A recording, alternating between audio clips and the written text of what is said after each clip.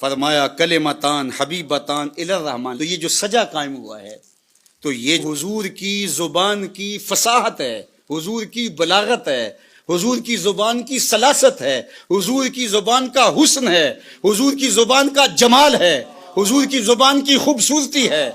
وہ بولیں تو پھول جھڑتے ہیں، وہ مسکرائیں تو پھول جڑیاں پھوٹتی ہیں، وہ دہن جس کی ہر بات وہی ہے خدا، غنچائے علم و حکمت پہ لاکھوں سلام. تو اس لیے یہ سجا ہے کلمتان حبیبتان الی الرحمن. نشہ نہیں آنے لگتا اس کو پڑھتے ہوئے. اللہ اکبر. تو اللہ کے محبوب فرماتے ہیں کہ دو کلمے اللہ کو بڑے محبوب ہیں. خفیفتان علی اللسان، وہ زبان پر بھی بڑے ہلکے ہیں. ثقیلتان فی المیزان، لیکن ان کا وزن میزان پر بہت زیادہ ہے، ثقیل ہے میزان کے اوپر. یہ خبر مقدم ہے اور اس کا مبتدائے مؤخر بعد میں آ رہا ہے.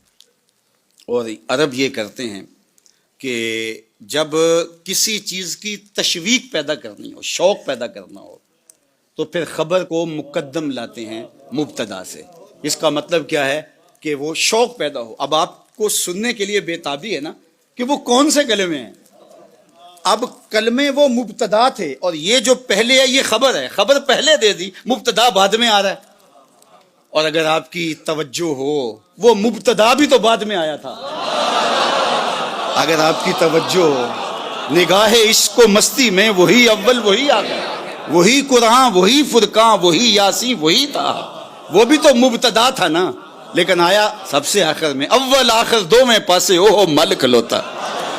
تو اس میں بھی حسن ہے. تو یہاں خبر کی تقدیم اس لیے ہے کہ جن کلموں کی طرف لوگوں کو لانا ہے اس کا شوق فراں پیدا ہو جائے، آپ کی سماعتیں بچھ جائیں. بولو نا کون سے کلمے ہیں جس کے لیے 1 گھنٹے سے تقریر کر رہے ہیں، جس کے لیے انہوں نے عبادت پڑھی ہے، جس کے لیے یہ محفل سجی ہے. شوق فراواں دل میں پیدا ہو گیا. بولو نا وہ کلمے کون سے ہیں. سر مستی صحبائے بطحا بھی بڑی شے ہے. ذرا صحبائے بطحا کی مستی اور اس کا رنگ اور اس کا آہنگ اور اس کا جمال، پھوٹتا نور، اجالے، روشنیاں، ضیائیں، اس کے دامن سے نکلتی ہوئی شعائیں ذرا ملاحظہ کیجئے. کلمتان حبیبتان الی الرحمن. 2 کلموں میں اتنی شان رکھ دی کہ اللہ کو محبوب ہے. تو علماء نے کہا کہ کلمے بھی محبوب ہیں اور کلمے بولنے والا بھی محبوب ہے. تو حبیبتان اگرچہ یہ صفت ہے کلمتان کی، لیکن جو ان کلموں کا قائل ہوگا، ان کلمات کا تلفظ کرے گا، ان کو بولے گا، تو وہ بھی اللہ کی محبوبیت کے دائرے میں آ جائے گا. اللہ اکبر. تو سوال یہ اٹھا کہ 2 کلموں سے اللہ کی محبوبیت کے دائرے میں آ گئے. کہا وہ رحمان جو ہے.